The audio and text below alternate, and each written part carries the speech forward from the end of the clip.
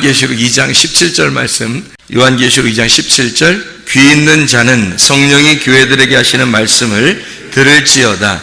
이기는 그에게는 내가 감추었던 만나를 주고 또 흰 돌을 줄 터인데 그 돌 위에 새 이름을 기록한 것이 있나니 받는 자 밖에는 그 이름을 알 사람이 없느니라. 아멘. 요한계시록 2장 3장에는 7개 교회가 나온다고 했는데 7개 교회가 하나의 교회라고 그랬어요. 그리스도의 교회를 의미하는 거니까 어떤 교회 이야기하든지 사실 우리 교회에 설명하는 거죠. 우리 교회. 교회라고 하는 거를 여러분은 뭐라고 생각해요? 우리 학생들 아까 모였을 때 교회라고 하는 것을 물어보니까 교회는 학생들이 뭐라고 그러냐면 공동체다 그렇게 얘기하고 그리스도의 몸이다 이런 얘기를 하고요. 한 몸이다 이런 얘기를 해요. 교회다 그러니까 교회는 연합이다 서로 하나가 됩니다 뭐 이런 얘기들을 하더라고요. 다 맞는 얘기죠. 그 중에서 가장 그 좋은 말을 우리가 하나 골라낸다면 교회다 그러면 우리가 한 단어로 뭐라고 표현할 수 있냐면 우리라는 말로 표현할 수 있습니다. 우리. 그러니까 내가 아니라 우리죠. 내가 또 내가 되는 그 우리를 말하는 거예요. 나와 너가 있는 게 아니라 우리가 있는 그것을 교회라 그러는 거예요. 그러니까 그걸 그러니까 어느 사람이나 교회에 와서는 다 한 공동체가 될 수 있고 한 가족이 될 수 있죠. 이걸 하나님의 교회, 하나님의 가족이다 이렇게 말할 수 있죠. 그래서 교회다 그러면 가족이다, 또 우리 가족이다 뭐 이런 얘기를 할 수 있어요. 그러니까 우리다, 이렇게 공동체다. 가족이라는 게 굉장히 좋은 단어죠. 가족이라는 게. 그래서 하나님의 가족도 하나님도 하나님의 가족을 만들어서 그걸 교회라고 이렇게 표현해서 우리라고 한 거예요. 그러니까 우리라는 단어만큼 우리가 좋은 게 없죠. 우리나라 사람들은 그걸 금방 이해할 수 있는 단어들인데 그 교회라고 하는 게요. 그럼 우리가 되려고 할 때 그 우리가 되는 가장 중요한 요소가 하나 있어요. 그 우리가 되는, 교회는 우리인데, 교회가 우리인데 성경 어디를 봐도 우리예요. 근데 그 우리라고 하는 이 공동체, 하나님의 교회, 가족, 이것이 가장 중요한 게 하나 있어요. 그 교회가 되려면, 그 우리가 되려면 가장 중요한 게 하나 있거든요. 그게 뭐예요? 가장 중요한 게 뭐라고 생각해요? 그게요? 관계입니다. 관계. 그러니까 관계가 가장 중요한 거예요. 그러니까 관계가 있느냐, 그러니까 그 사람이 교회하고 관계가 있느냐, 그러면 교회에 계속 남을 사람이고요. 관계가 없으면 그 사람은 언제라도 떠날 사람이에요. 관계 때문에 있는 겁니다. 그럼 어떤 관계를 가지고 있어야 되느냐 하는 얘기거든요. 가족들도 관계가 있어요, 없어요? 가족들끼리 관계가 있죠. 가족 관계라 그래요. 그래서 가족 관계 증명서 좀 떼왔어요. 이렇게 가족 관계, 무슨 일 있으면 가족에 대해서 뭐 이렇게 알아보려고 그러면은 가족 관계 증명서 떼오라 그러잖아요. 그러니까 가족 관계라는 게 있어요. 그러니까 가족 관계가 있어서 가족이라는 관계가 있으니까 사람들이 학교를 이렇게 기숙사 다니는 학교를 다니다가도 방학이 되면 다 어디로 가요? 집으로 가요. 뭐가 있으니까? 집에 가족이 있으니까. 그 가족 관계라는 거거든요. 교회라고 하는 것도 교회가 어떤 가족의 관계가 있어야지만이 교회를 유지할 수 있는 거예요. 그러니까 하나님도 자기하고 무슨 관계가 없으면 이 교회를 유지할 수가 없어요. 하나님도. 천하의 어떤 하나님도 이 교회를 유지하려면 관계가 있어야 합니다. 그러니까 하나님은 우리하고 관계를 맺고 싶어 해요. 그 관계가 틀어지잖아요. 그러면 하나님하고 관계를 못 맺습니다. 그래서 사람들하고 관계가 틀어지잖아요. 그럼 사람들과 관계를 못 맺어요. 그러면 교회 공동체는 깨지는 겁니다. 관계가 없으면. 그러니까 관계가 있는 것, 그 관계 때문에 유지하는 거예요.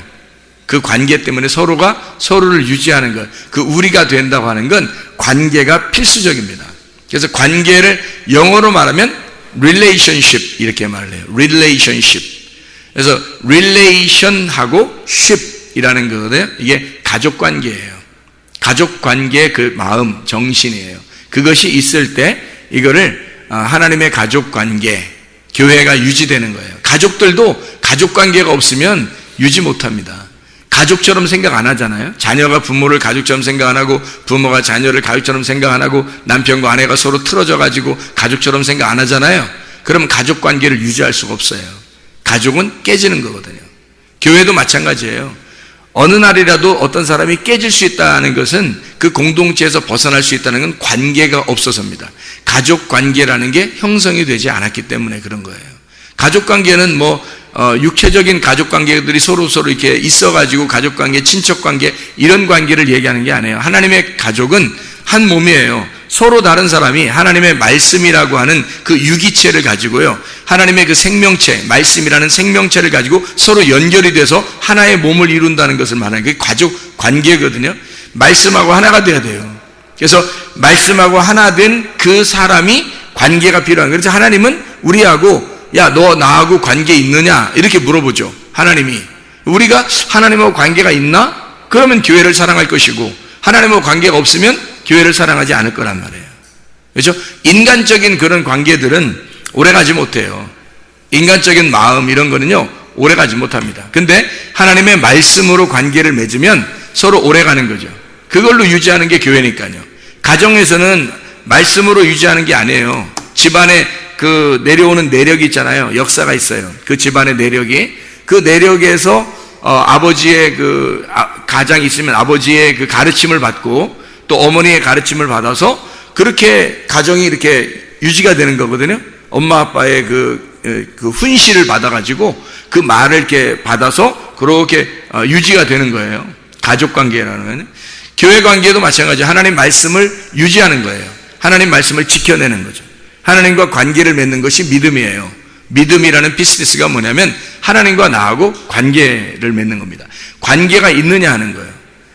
바라는 것들의 실상이고 보지 못하는 것들의 증거가 되는 게 믿음인데 그 비즈니스라고 하는 게 언약의 관계거든요. 하나님과 나와 언약한 그 언약의 관계를 계속 끝까지 유지하는 거, 이거를 관계라 그러고 그걸 믿음이라 그래요. 그러니까 하나님과의 관계를 맺는 거, 사람들과의 관계를 맺는 거, 교회에서는 서로 다른 사람인데 하나님 말씀 때문에 그 언약의 말씀으로 하나가 돼서 이걸 관계가 있다. 서로 너와 내가 그리스도 안에서 한 가족이다 라고 하는 걸 관계가 있어야 되는데 그냥 한번 교회 한번 왔다가 집에 가는 그런 사람들은 관계가 없죠. 그래서 여기 와서 큰 일을 뭐 해서 서로 친해지는 게 아니라요.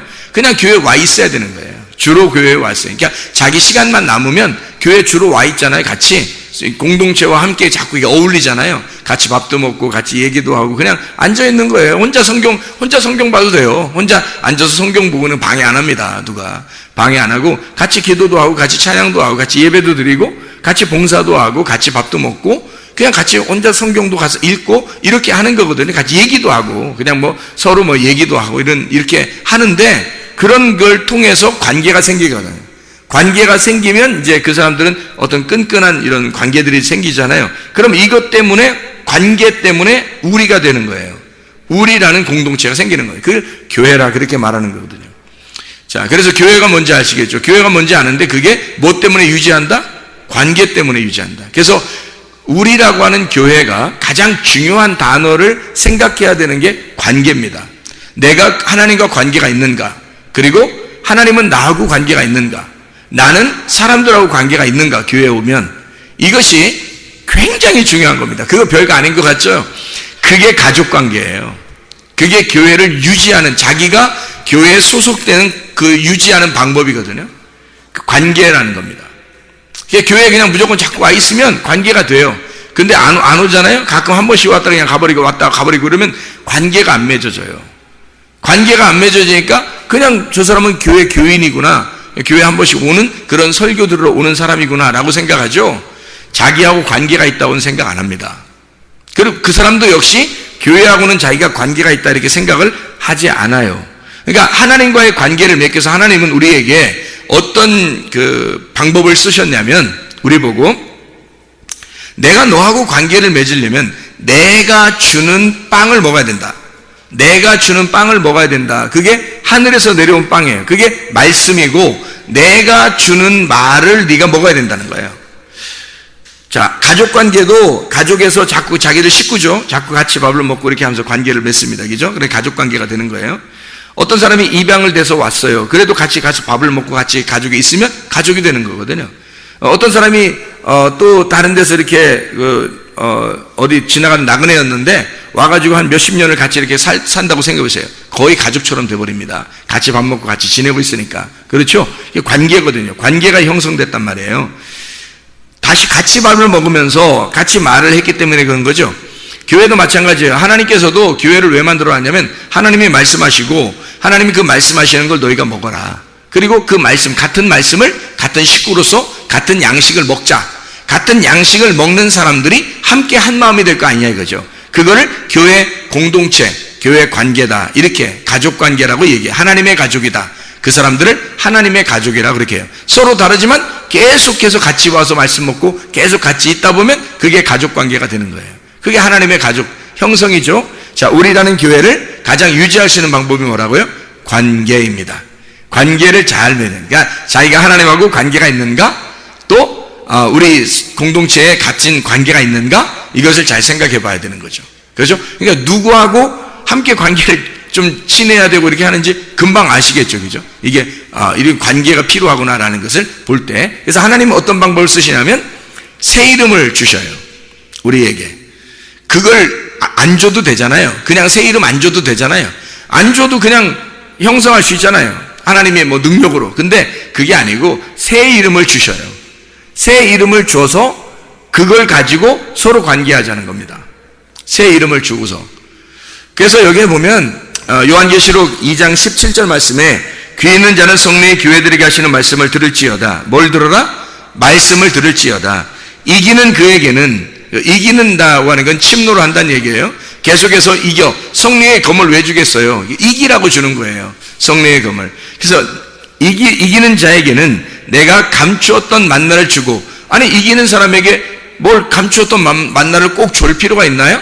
감추었던 만나, 감추었던 보화, 감추었던 말씀이에요. 그 감추어진 말씀을 주겠다는 거예요. 그게 감추어진 만나를 주고. 왜 하필 줘야 돼요? 관계가 필요하니까 그런 거예요. 하나님하고 관계가 필요하니까 내가 너하고 관계하려면, 네가 나하고 관계하려면 감추었던 만나를 네가 먹어야 돼. 내가 감추어 놓은 거를 네가 먹어야, 그래야 나를 알 수가 있어. 나를 알아야 네가 나하고 관계가 있지. 서로가 친구 간에 서로 관계가, 친구 관계가 서로 알아야 친구 관계가 되죠. 모르면 친구 관계 안 되잖아. 하나님을 알아야 하나님하고 관계가 있지. 하나님 모르는데 어떻게 관계가 있냐고. 그래서 하나님은 자기가 가지고 있는 믿음을 주신단 말이에요. 우리에게. 그게 말씀이에요. 말씀에 의한 믿음으로 너희를 구원받게 만드는 거거든요. 근데 아무나 막 주는 게 아니라 친구를 하고 싶은 사람하고만 친구가 한단 말이에요. 하나님이. 그래서 은혜를 베풀 자에게 은혜를 베푸는 거예요. 어떤 사람에게? 겸손한 사람에게. 겸손한 사람에게 은혜를 줘서 그 사람들이 말씀을 받게 하고 하나님의 감춰줬던 만나를 먹게 하고, 그리고 그 사람에게 새로운 이름을 줘서 믿음을 가지게 하고, 그리고 그 믿음으로 구원을 받게 하는 거예요. 하나님 그래서 관계를 맺는 겁니다. 하나님이. 그런 관계가 끊어지면 믿음이 없는 거고요. 관계가 있으면 믿음으로 연결된 거예요. 하나님이 주신 믿음으로 연결된 거죠. 사람이 가진 믿음이 아니고 하나님이 주신 믿음입니다. 자, 만나를 줬어요. 만나를 주고 끝, 이게 아니라 만나를 주고 흰돌을 준대요. 흰돌이라고 하는 게, 흰돌을 줘가지고 흰돌에다가 깨끗한 거 아니에요. 흰돌이면 깨끗한 거, 그죠? 흰돌은 색깔이 없는 걸 얘기하는 거예요. 색깔이 없는 말씀, 그걸 줘가지고 거기에 기록된 이름을 준대요. 그게 새 이름이에요. 기록된 새 이름. 그 새 이름이라고 하는 게, 새가 카이노스라고 하는 거고, 새로운, 신선한, 중성 단수입니다. 하나의 이름이에요. 하나. 새 것. 그리고 이름, 호노마라고 하는 게, 이게 중성 단수예요. 이름이라는 말인데, 이게 기노스코에서 왔다 그랬죠. 몸과 마음으로 깨달아 알았다는 말입니다. 그러면 뭐예요? 신선한, 깨끗한, 정결한 그 말씀, 진리의 말씀을 몸과 마음으로 깨달아 알았다는 것이 새 이름이란 말이에요. 새로운 이름 알겠죠? 무슨 말인가? 그 새 이름 그러니까 어디다 마압박에다 이름을 딱 누가 써주는 것보다 올라가면 그런 얘기가 아니란 말이에요. 몸과 마음으로 새롭게 깨닫는 그 말씀을, 정결한 진리의 말씀을, 신선한 순수한 깨끗한 말씀을 우리에게 주신다. 그게 새 이름. 그걸 줘야 하나님하고 만날 수가 있어요. 하나님에게서 온 그 말씀을 못 받으면 하나님하고 관계가 틀어지는 겁니다. 관계를 못 맺어요. 그래서 그걸 꼭 받아요. 안 받아도 되나요? 안 받으면 지옥 가요. 받아야 천국 가요. 새 이름을 받아야 천국 간다고. 만나를 하나님이 감추어줬다면 그냥 만나가 아니에요. 율법의 광야에 있던 만나가 아닙니다. 그거 먹어도 죽어요. 율법인데. 근데 새로운 감추어졌던 만나는 하나님이 주시는 거예요. 예수 그리스도께서 오셔서 주신. 요한계시록이 언제 쓰여졌겠어요? 요한계시록이 언제 쓰여졌죠? 예수님 모시고 난 다음에 쓰여진 거예요. 그러니까 예수님 모시고 난 다음에 이런 감춰진 만나를 주겠다 그랬으니까 이것은 새 이름하고 연결된 말씀이죠. 감추어진 말씀이 열어지는 걸 진리라 그러거든요. 이거를 감추어 놔서 덮어놓은 걸 거짓이라 그러고요. 이거를 열어놓으면 진리라 그러는 겁니다. 참되다, 신선하다. 그래서 새로운 이름, 이것을 열어서 주겠다. 감추어진 만나를 열어서 주는 거. 예수님 이후의 시대에 침노하는, 천국을 침노하는 사람들에게 주시는 말씀, 감추어진 만나, 새로운 이름. 이렇게 닫아져 있는 이름이 아니라 열려진 새로운 이름, 이렇게 이제 생각하면 딱 맞아요. 감추어진 만나가 열려져서 우리에게 주시고, 그리고 새로운 이름을 열어서 주시겠다, 이 말이거든요.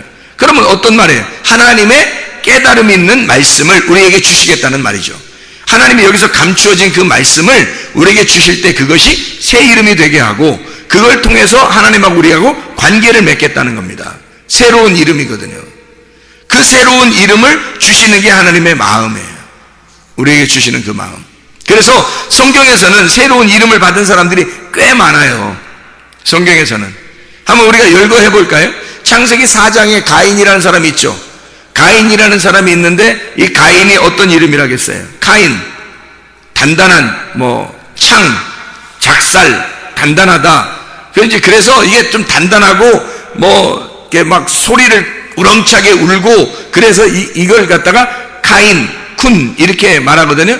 그 이름이, 그래서 여기 성경에 여기에 쓴 이제 해석을, 성경책에 쓴 해석을 보면요, 가인을 뭐라고 했냐면요, 가인을 뭐라고 했냐면 얻었다. 뭘 얻었다? 아들을 얻었다. 남자를 얻었다 이거예요. 아들을 내가 얻었다. 그러니까 남자를 낳았다 이거예요. 득남했다. 이걸 가인 그러는 거예요. 드디어 내가 득남했다. 굉장히 중요한 말이거든요. 성경은 아들을 낳는 역사이기 때문에 아들을 낳았다 하는 것은 굉장한 축복입니다. 그래서 아담과 하와가 득남했다, 가인이라고 했는데, 하나님은 그 가인을 통해서는 하나님의 역사를 이루지 않고요, 아벨은 이게 나오는 거예요. 아벨이 둘째 아들이 나와가지고 아벨이 허무하고 이렇게 헛기침, 이렇게 헛숨소리 이런 거예요. 수증기 같은 이렇게 기운 빠진다 이런 거 할 때 하벨 그러는 거예요. 하벨. 그래서 헛되고 할 때 그 헛되고라고 하는 게 헛되도다 할 때 그때가 아벨이에요. 그러니까 아벨이 다 헛된 거예요. 이게. 그러니까 아벨은 허무하게 죽는 걸 아벨이라고 그래요. 그러니까 가인이라는 건 득남했는데, 자 보세요. 가인이 득남했는데 아벨이 죽는단 말이에요. 가인을 득남했는데 아벨이 죽는다. 그리고 둘째 아들인 아벨을 대신해서 셋이라는 아들 다시 임명한다라는 이름이거든요. 쉐트라고. 이게 다시 임명한다는 이름이라고 했죠. 그러니까 이게 가인이 아벨로 죽고 셋으로 다시 태어난다. 이게 이름이 다시 임명됐잖아요. 이름이. 그것뿐인가요? 아브람을 아시죠? 아브람이라는 단어가 무슨 단어예요? 아브람 할 때, 아브라함 되기 전에 아브람이라고 할 때요, 그게 고귀한 아버지라는 뜻입니다. 존귀하신 아버지, 존귀한 고귀한 아버지예요. 아주 이름이 훌륭한, 개인적으로 보면 굉장히 훌륭한 이름이거든요. 그랬더니 그 아브람의 이름을 하나님께서 이렇게 바꿔놨어요. 하나님 바꿔가지고 아브라함이라고 해라. 이제는 네가 나하고 상대하려면 아브라함이라고 해라 그래요. 그러니까 아브람으로서는 못 만난다. 네가 나를 아브람으로서는 왜 못 만나냐면 너 혼자 너무 존귀하잖아. 너 혼자 너무 존귀한 아버지고 네가 고귀한 아버지니까 하나님만 고귀한 아버지가 돼야 되는데 네가 너무 존귀하잖아. 네가 너무 높아. 너무 높으니까 네가 나하고 상대할 수가 없잖아. 이게 대치가 되잖아. 그래서 너를 아브라함이라고 할 거야. 아브라함. 이제 뭐라고 하는 거냐면 아브라함이라고 하는 게 우리 아버지란 뜻이에요. 우리 아버지, 아브라함. 혼자 존귀한 아버지였는데 이제 우리 아버지가 된다는 거예요. 만민의 아버지가 뭐예요? 우리 아버지죠. 만민의 아버지가. 그게 뭐예요? 교회의 아버지가 되신다는 얘기고요. 그 말을 일부러 왜 그렇게 표현을 했냐면 인구가 조밀하다. 아브라함이라는 게 인구가 조밀하다. 백성이 있는, 그래서 만백성의 아버지다. 이렇게 표현한 거예요. 왜냐면 하나님이 아브라함을 불러서 존귀한 아버지라는 한 사람, 그 사람을 불러서 아브라함을 만들어 하나님의 교회를 만들겠다라고, 너의 씨를 통해서 하나님의 교회를 만들 거야 라는 것을 설명해 주려고 이름을 바꿔놓잖아요. 그리고 그래야 하나님이 아브라함하고 상대한단 말이에요. 그렇지 않으면 상대를 못하는 거죠. 아브라함 혼자 있을 때는 상대를 못하는, 아브라함이 되게 해서 상대하는 거죠. 그것만 있었나요? 사라 되죠. 사라 되잖아요. 사레라고 하는 게 어떤 의미냐면 사레, 지배하는 이란 단어입니다. 지배한다. 수령, 두목, 왜 두목 이런 거 할 때요, 그 지배하는 거, 통치자라는 단어에 그 사르에서 나온 단어예요. 사레가요, 통치한다, 지배한다, 통치자라는 단어예요. 사레라는 이름도 굉장히 훌륭한 이름이죠. 그러니까 혼자 통치하는 이름이니까 굉장하죠. 통치자예요. 이게 사라르에서 온 단어인데요, 이게 주권을 소유한다, 자신을 통치자로 만든다는 단어입니다.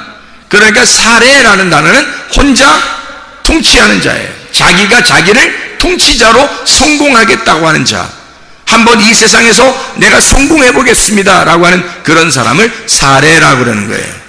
근데 이 사례를 하나님께서는 사라로 바꾸라 그래요. 사라로 바꾸라는 이 사라는 사라입니다. 사라, 이게 여주인이라는 단어거든요. 여자 주인. 이게 여자 주인인데, 이게 여자 주인, 왕비, 귀부인, 젊은 부인, 사르의 여성형입니다. 원래는 사레가요, 통치자의 이름이잖아요. 근데 통치자의 이름인데 사라로 바뀌면 어떤 단어가 되냐면 통치자의 아내가 되는 거예요. 완전 단어가 한 단어, 한 끗 차이인데 바꿔버리는 거예요, 사람을. 그러니까 이름이 혼자 통치자인데, 그 통치자, 내가 한번 이 땅에 하여튼 권력을 가지고 한번 성공해서 살아보겠습니다 했는데 하나님이 이름 딱 바꿔놔요. 그런 자의 아내가 될 거다, 이렇게 하는 거죠. 바꿔놓는 거죠, 하나님이. 통치자는 통치자인데 통치자의 아내예요.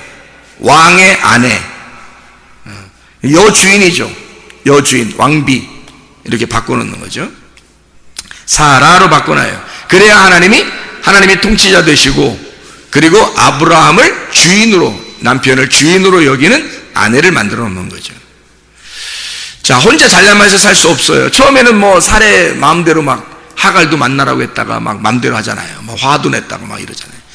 근데 그렇지 않고 아브라함을 이제 나중에는 주인님, 이렇게 주님 이렇게 부른단 말이에요. 사라가 아브라함을 주님 그래요. 은혜를 깨달은 거예요. 이름이 바뀌어야 돼요. 이름이 바뀌어야. 그래야 사람이 은혜를 깨달아요. 야곱은 어떤 거예요? 야곱이라는 거예요. 야곱, 그러니까 발꿈치를 잡는 자입니다. 발꿈치를 잡는 자. 이 아카브에서 나온다는데, 이 아카브가 속여 넘겨버린다는 단어입니다. 속여 넘어뜨린다, 이런 단어.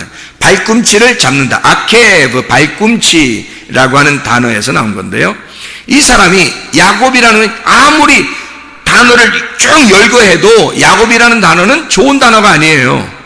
발꿈치라는 단어가 뭐가 그렇게 좋은 단어예요? 항상 뒤에 쳐진 단어잖아요. 그리고 뒤에서 넘어뜨리는 단어고. 그러니까 이 단어를 가진 야곱을 하나님께서는 이스라엘로 바꿔주시잖아요. 이스라엘. 왜? 이스라엘로 바꿔야 그 다음부터 하나님과 관계를 맺는단 말이에요. 개인적인 관계를. 자, 어떤 관계냐? 이스라엘을 그가 하나님으로서 다스린다. 이스라엘. 이게 사라, 우세하다, 권력을 쥐다 라고 하는 말하고 엘, 하나님이라는 단어입니다. 하나님의 권리가 있다. 하나님의 통치가 있다. 하나님으로서 다스린다. 하나님이 다스린다라는 이름이 이스라엘이란 말이에요. 하나님 바꾸는 거지, 이름을. 놀라운 이름을 바꾸는 거죠. 야곱이라는 사람을 완전 전화위복시키는, 역전시켜버린 거죠. 이름을 완전히 역전시켜서 하나님으로서 네가 다스리게 될 거다. 이런 이름, 왕자의 이름을 주셨단 말이에요. 이름을, 야곱의 이름을. 그런가 하면 성경에 또 신약에서는 사울이라는 사람이 있죠. 사울. 구약에서도 사울이라는 이름에서 온 거거든요. 이 사울이라는 사람이. 구약의 사울 왕이 있잖아요. 그 이름이 베냐민 지파니까, 바울이 베냐민 지파니까, 베냐민 지파에서는 그래도 사울 왕이 대단히 초대 왕이고 훌륭하게 본 거니까 사울 왕의 이름을 따서 사울이라고 이름을 만들었는데, 그게 이름의 뜻이 간구한 바 된 이란 뜻입니다. 간구한 바 된. 간구한다는 이름이에요. 사울이라는 이름이요. 이 사알에서 나온 건데, 이게 요청하다, 간청하다라는 단어입니다. 자, 그럼 무슨 말이냐면, 하나님이 원하든 원하지 않든 내가 막 달라고 하는 거예요. 내가 달라면 하나님이 주셔야 되는 거야. 그러니까 하나님한테 막 달라고 하는 자 있죠. 막 달겨들어서 간구하는 거야. 간청하는 거야, 하나님 앞에. 그게 누구냐면 사울이에요. 사울. 어떻게 됐든 자기는 성공해야 되겠다. 어떻게 됐든 하나님 이 땅에서 나는 하나님의 축복을 받고야 말겠습니다. 어쨌든 자기가 요구하고 간청하면 하나님이 이루어 주셔야 된다는 이름, 그게 사울이라는 이름입니다. 반면에 하나님이 이 사람의 이름이 나중에 바울로 어떻게 바뀌었는지, 바울이 스스로 자기를 바울이라고 이제 바꾸는 것 같아요. 근데 바꿨는데 이 바울이라는 사람이요, 파울로스라는 단어거든요. 이 파울로스라고 하는 단어는 작은이라는 단어예요. 작은이라는 그런 단어인데요. 이게 파우오에서 나온 단어예요. 이 파우오라는 단어는 멈춘다, 휴식한다, 정지한다, 단념한다라는 단어예요. 그게 완전 반대죠. 사울이라는 단어는 어떻게 해요? 자기가 막 달겨들어가지고 요구해서, 하나님 앞에 요구해서 달라고 하는 사람이 사울이고요. 바울이라는 사람은 어떤 사람이에요? 멈추어요. 정지해 있어요. 가만히 있어. 너희는 가만히 있어. 내가 하나님 됨을 알지어다 할 때 그 가만히 있는 사람이 된 거예요. 바울이 이제는 하나님께서 가라면 가고 하나님이 서라면 서겠습니다. 하나님이 하라면 하고 하나님이 하지 말라면 안 할게요. 이런 사람으로 바뀌어버린 거예요. 하나님의 지시에 따라서 그냥 자기를 단념해버린 겁니다. 자기를 단념하겠다. 나는 이름이 바울이다. 이렇게 말하는 거죠. 그러니까 사울이었던 바울이 이렇게 나오죠. 성경에 사도행전에 사울이었던 바울. 그래서 이 사울이었던 사람이 바울로 바뀌어서 하나님과 관계를 맺는 겁니다. 여러분, 새 이름이에요. 성경에 새 이름을 받은 자들. 하나님은 우리에게 아무렇게나 나하고 관계 맺자 그러지 않습니다. 새 이름을 주셔요. 여러분의 새 이름은 어떤 겁니까? 여러분이 가지고 있는 이름이 아니라 여러분의 새 이름은 예수 그리스도라는 이름이에요. 예수 그리스도라는 이름이 우리에게 밭의 보화와 같은 거고 감추어진 만나예요. 그게 우리에게 새 이름이라고요. 그 새 이름을 우리가 말씀에서 발견하면 우리는 그 새 이름을 받는 겁니다. 그 새 이름을 먹고 그 새 이름을 받아서 천국에 가는 거거든요. 이 땅에서도 천국을 살 수 있는 건 내가 새 이름을 받아야 하나님하고 관계를 맺어요. 교회 안에서 무슨 관계가 있어야 교회를 형성하고 하나님과 관계가 있어야 뭔가 교회에서 우리가 유지할 거 아니겠습니까? 그런 관계인데, 이런 관계, 모든 관계에 따라서 이게 유지되는 것인데, 가족도 관계에 따라서 교회도 관계에 따라서인데, 그런 관계를 그냥 아무렇게 교회만 오면 하나님과 관계가 있다는 게 아니고 하나님이 반드시 그 사람에게 감춰진 만나를 주고, 그리고 새 이름을 주게 해서 새 이름을 받은 사람에게 새로운 신선한 그 이름, 새롭게 깨달아진 그 말씀을 통해서 그 사람을 새 이름을 줘서 하나님하고 관계를 맺는 하나님의 백성을 만든다는 얘기예요. 그래야 여러분이 그 관계 때문에 교회를 사랑하는 거야. 그 하나님의 관계 때문에 하나님하고 한 가족이 되는 거예요. 하나님이 너무 좋아지는 거예요. 왜? 새 이름을 받았잖아요. 그 새 이름이 뭐예요? 말씀이에요. 새로운 말씀을 받았잖아요. 그 하나님께서 우리에게 감춰진 그 만나, 새로운 이름, 새로운 말씀을 우리에게 깨닫게 해주셨잖아요. 그 말씀을 깨닫게 해주는 게 너무 감사한 거예요. 이게 너무 감사하지 않은 사람은 아직 새로운 이름이 안 온 거예요. 이게 너무 감사하면 이 세상에 어떠한 것, 자 보세요. 내 소유를 다 팔아. 밭에 있는 보화 때문에 밭을 샀다. 이거예요. 밭이 뭐예요? 교회고, 이 속에 있는 보화가 예수 그리스도란 말이에요. 예수 그리스도의 교회란 말이죠. 그래서 그 교회를 사버린 거야. 내 소유가 아무것도 아닌 거야. 그거 보화를 발견하고 나니까 내게 아무것도 아닌 거예요. 자기 가지고 있는 거. 자기 가지고 있는 거로 따지면 자기 자식도 있었을 거고, 자기 돈도 있었을 거고, 자기 남편도 자기 아내도 있었을 거 아니에요. 자기 지식도 있었을 거고, 자기 욕심도 있었을 거고, 자기 성질도 있었을 거고, 자기 교만도 있었을 거 아니에요. 자기가 가지고 있는 모든 것들을 다 팔아서 이거만큼 값어치 있는 게 없는 거예요. 교회에 있는 하나님의 말씀 속에 예수 그리스도만큼 좋은 게 없는 거예요. 그 보화만큼 자기에게 좋은 게 없는 거예요. 이건 다 팔아버리고 밭을 사버린다는 거죠. 그게 가능하냐는 얘기입니다. 여러분에게. 이게 가능한 일이냐? 여러분도 이 말씀을 듣고 있지만 이게 가능한 일인가? 이게 진짜 소중한 새 이름을 받기 위하여 그 밭의 보화가 나에게 진짜 보화로 여겨지느냐 하는 얘기입니다. 그 밭의 보화 때문에 내 모든 소유가 다 팔아져도, 이것이 다 소유를 잃어버려도 하나님의 그 보화 있는 그 밭을 사기 위해서 나는 몸부림치고 있는가? 실제로 이게 값어치가 그만큼 나가야 이 모든 걸 다 잃어버리고서라도 이걸 팔아서라도 거기 밭을 살 거 아니에요. 이게 진짜 값어치 있게 느껴져야. 근데 그렇게 값어치 있게 느껴지느냐 하는 얘기죠. 문제는 진짜 그게 값어치 있게 느껴지는지를 하나님이 아실 거라고요. 하나님이 여러분을 보실 거란 말입니다. 너는 나를 그렇게 귀하게 보고 있느냐? 너는 너의 모든 것보다 나를 소중하게 여기고 있느냐? 내 이 보화가, 이 말씀이 새로운 이름이다. 너에게 줄 새로운 이름이었고, 그게 감춰진 만나야 어떻게 할래요? 이거죠. 하나님과의 관계가 있으십니까? 진짜 여러분은 새 이름을 받으셨습니까? 여러분은 밭의 보화를 위하여 여러분의 모든 것을 다 허비하고 그리스도 예수를 사셨습니까? 진짜 그리스도의 교회를 사랑하시냐 이 말이에요. 진짜 하나님과 관계가 있는가? 진짜 교회와 관계가 있는가? 기도하시겠습니다. 우리 하나님 아버지, 사랑과 은혜를 감사를 드립니다. 하나님, 밭의 보화만큼 귀중한 것이 없어서 나의 모든 소유를 다 팔아 그 밭을 샀다고 하는 그 하나님의 놀라운 지혜의 말씀을 우리가 깨닫고, 하나님 우리가 주님과 관계가 확실하게 도와주시옵소서. 하나님 우리가 교회와 관계가 확실하게 도와주시옵소서. 하나님 그리스도의 교회를 사랑하다가 주님 만나게 도와주시옵소서. 예수 그리스도 존귀하신 이름 받들어 기도드렸사옵나이다. 아멘.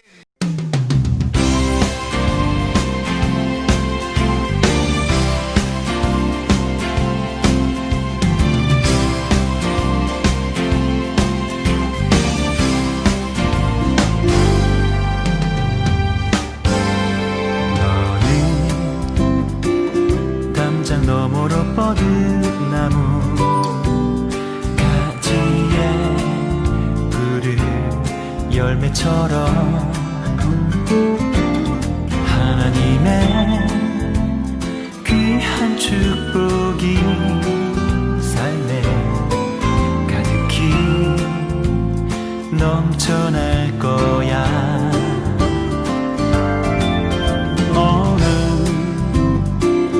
어떤 시련이 와도 능히 이겨낼 강한 발이 있어. 전능하신 하나님께서 너와 언제나 함께 하시니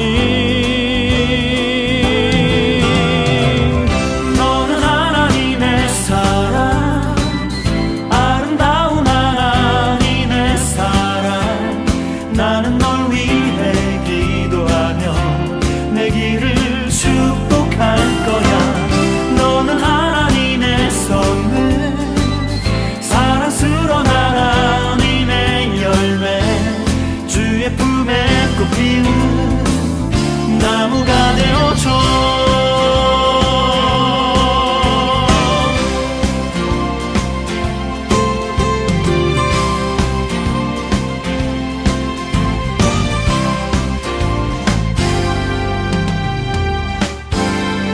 너는 담장 너머로 뻗은 나무 가지에 푸른 열매처럼 하나님의 귀한 축복이 삶에 가득히 넘쳐날 거야. 너는 어떤 시련이 와도 능히 이겨낼 강한 발이 있어. 전능하신 하나님께서 너와 언제나 함께 하시니 너는 하나님의 사랑, 아름다운 하나님의 사랑. 나는 널 위해 기도하며 내 길을 축복할 거야. 너는 하나님의 선물, 사랑스러운 하나님의 열매, 주의 품에 꽃피는 나무가 되어줘.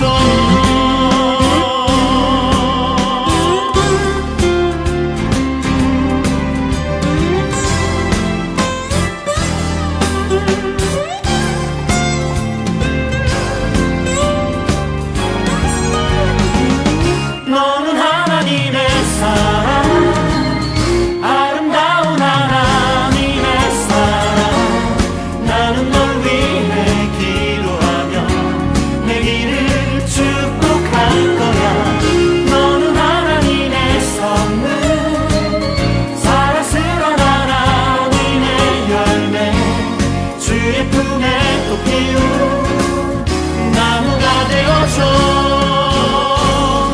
너는 하나님의 사랑, 아름다운 하나님의 사랑. 나는 널 위해 기도하며 내 길을 축복할 거야. 너는 하나님의 선물, 사랑스러운 하나님의 열매, 주의 품에 또 피운